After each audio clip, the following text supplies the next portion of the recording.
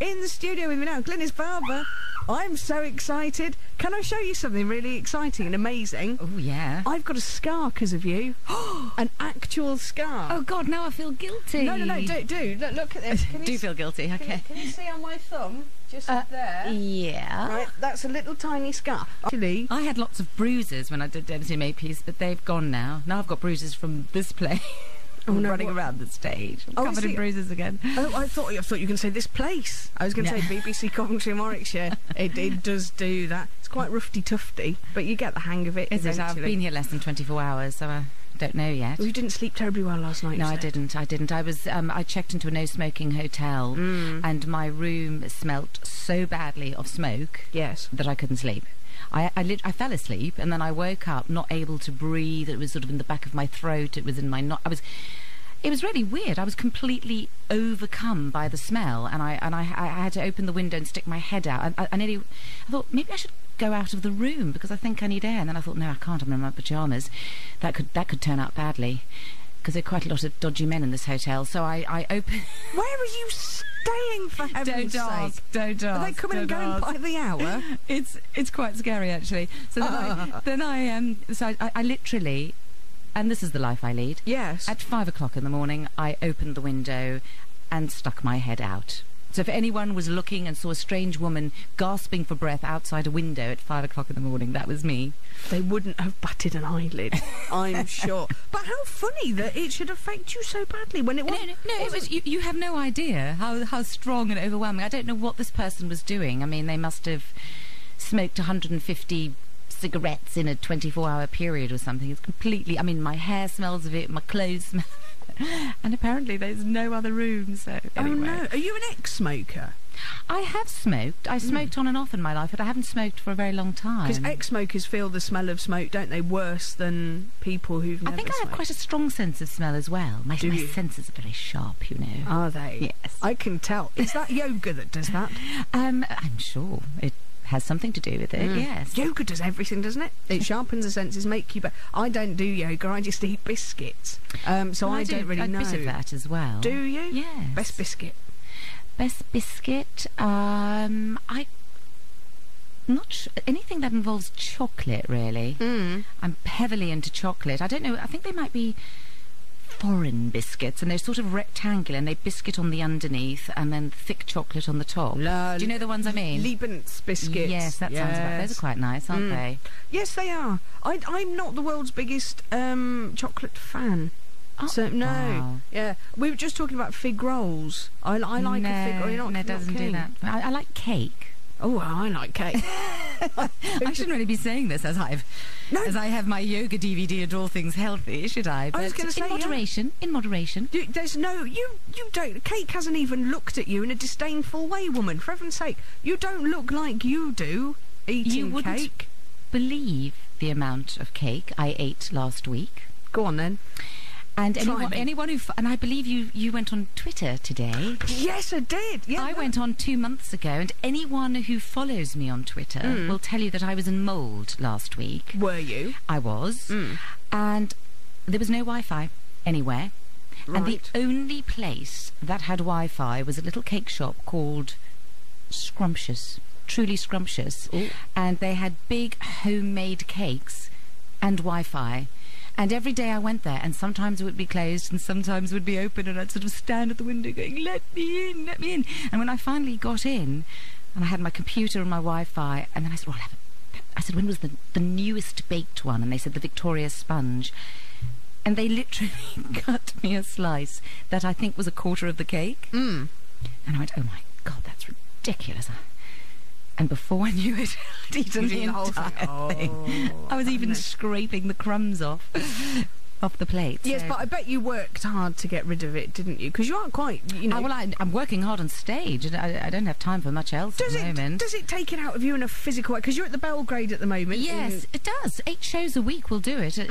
It takes a tremendous amount of stamina. You know, even if you're just standing around a bit, you're basically shouting, aren't you, when you're on stage, because you have to project, so that's basically shouting. So you stand on stage and you shout for 2 hours. I mean, that takes quite a bit of energy, really. And I do run around and go up and down ladders and up and down stairs and run around a bit on the stage. So it sounds kind of like being in my house every night, just standing there shouting for 2 hours and running around. Well, you see, that is the brilliance of Akeborn, because it is exactly like it's somebody's house at Christmas time, and it's exactly like being in somebody's house, except better written. That's what I was going to say. That was very showbiz the way you said that. That's the brilliance of Akeborn, darling. Was that a bit lovey? Was that a bit lovey? No, it's fine. It's fine, because it's been. You haven't. I was reading your biography earlier on. You've done loads of theatre over the years. You were with the RSC for a bit, but it's been a little while for you, hasn't it? Before. Yes, and this is the first play I've done in 5 years, because I've been on the telly doing various things, and yes, and I love it. I mean, I absolutely love theatre. Although when I get there, I go on the first night when I'm absolutely shaking with nerves. Go, why? Why do I do this to myself? And then, of course, it's hard work, and touring's hard work.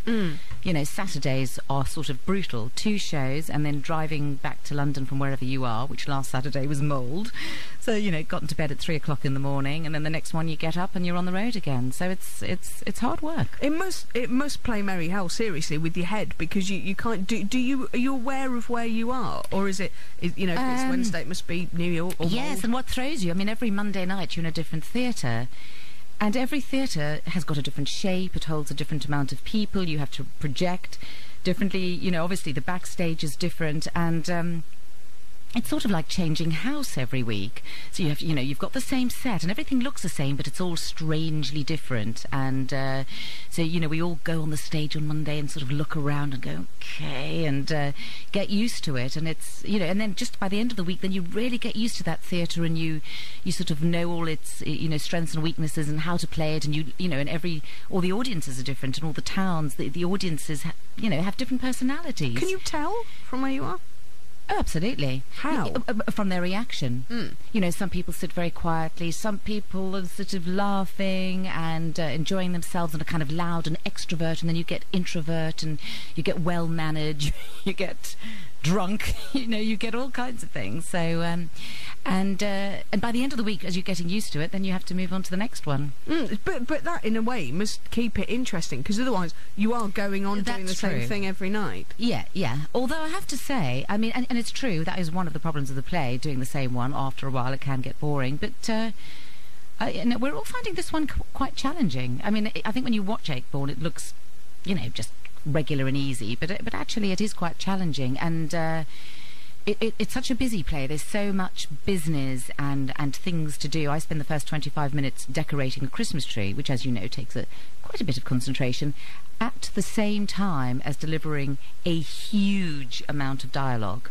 I mean, the other night I was so intent on one bauble that I nearly forgot my line. There was a silence on stage. I went, oh, right, that's me. Because we're all good at multitasking, but I mean, it's ridiculous. There's so many things going on in your head. What kind of bauble is it to take your concentration like that? It was a little gold acorn, if you must know. Oh, no, I must. Yes. I really must. I have tinsel.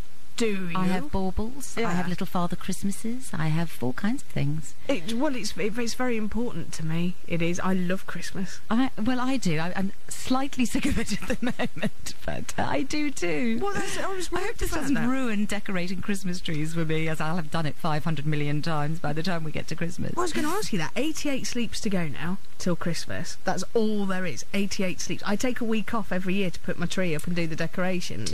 Well, I do hope you're coming to see this play. It's obviously up your street. Well, I might be persuaded if you dedicate me a little gold acorn. So, but it's the best thing in the world, is putting the tree up. But you'll be like, oh, whatever, and chucking it in the corner now, won't you? Well, I might actually steal this tree and just take it home with me. Good shout. Yeah. Don't you think? Yeah. Free trees.